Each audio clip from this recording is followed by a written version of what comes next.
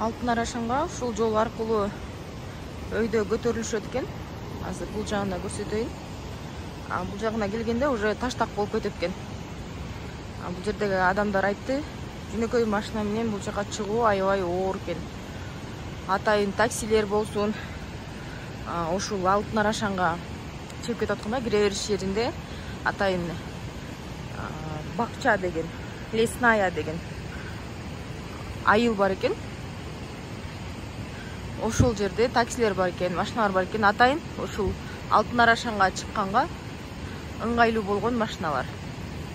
Азыр ушул жол аркылуу биз өйдө көтөрүлөбүз. Андан кийин дагы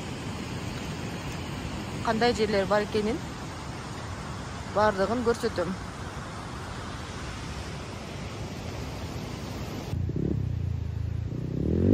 Бул жакта көп эле адамдар жөө Алтын Арашанга барышат экен. Бул Алтын Арашанга бараткан жол. Бүгүн именно жаан жааган күнү биз жолго чыгып алып турбуз. Азыр жаан сейилип жаап баштады.